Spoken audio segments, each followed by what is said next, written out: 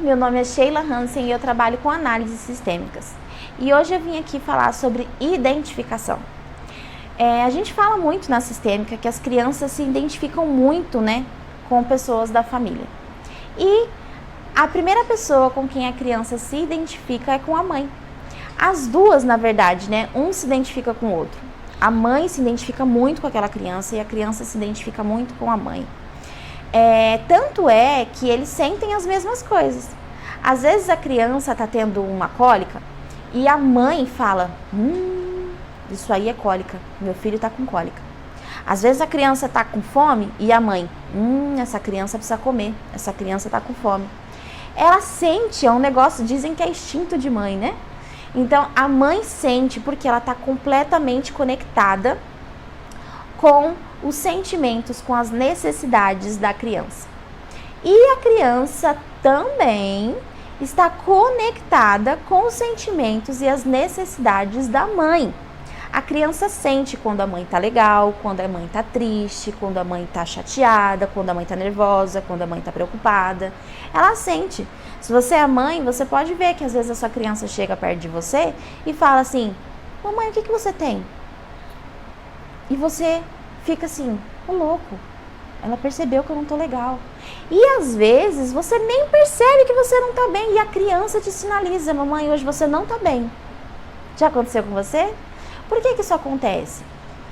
Gente do céu, vocês estão vendo aqui que meu cabelo e a árvorezinha ali tá balançando, né? É por causa do ventilador, mas volta aqui, esquece isso. Então, o que acontece? A criança, ela, muitas vezes, ela se identifica com sentimentos e necessidades que os pais nem sabem que têm, tá? Então, uma coisa recorrente que acontece muito e eu queria compartilhar aqui com vocês. Às vezes, a mãe fica preocupada porque o seu filho é muito carente demais.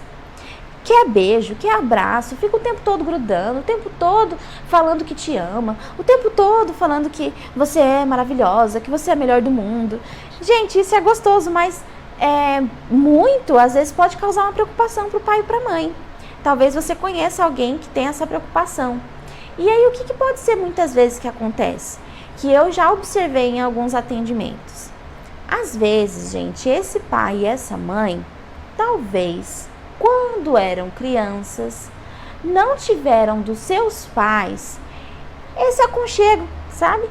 Esse carinho, esse beijo, esse abraço, esse eu te amo, esse carinho no cafuné na cabeça, sabe? Pegar no colo. Às vezes, o pai e a mãe deram amor de uma maneira diferente. Vocês sabem que todos nós temos maneiras diferentes de amar, né? E de demonstrar esse amor. Às vezes, a mãe e o pai são pessoas mais de demonstrar amor de maneira menos carinhosa, né? Vamos dizer assim. E aí, essa criança, ela cresce com essa necessidade que não foi muito suprida.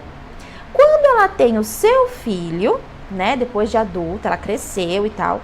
Quando ela tem o seu filho se conecta com esta necessidade que você tem.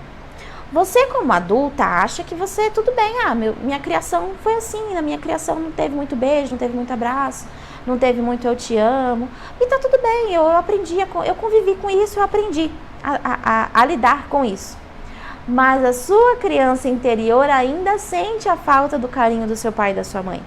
E o seu filho se identifica com a sua criança, né? E aí ele começa a te beijar, começa a te abraçar, começa a te dar carinho, começa a te fazer um monte de elogios, porque ela sabe que quando você era criança você não teve.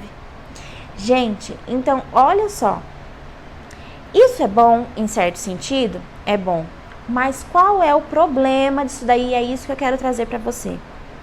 Se a sua criança tiver esse tipo de comportamento, querendo suprir algo que é uma necessidade sua, conforme isso for passando, ela vai desenvolver uma característica de querer cuidar de você.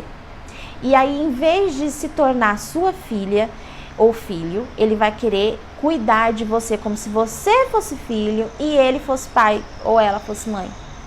Então ele começa a achar que todas as suas necessidades que não foram supridas até hoje, quem tem que preencher isso é ele, como filho. E aí entra a lei da hierarquia, onde a gente sabe que o maior cuida do menor, né? O mais velho cuida do mais novo. Os pais precisam cuidar dos filhos e não os filhos cuidarem dos pais. É lógico, gente, deixando aqui claro nesse sentido, né? Filhos podem sim honrar seu pai e sua mãe, mas o cuidado, a lei da hierarquia diz que os pais doam para os filhos e os filhos doam para os seus filhos, e assim vai indo geração após geração.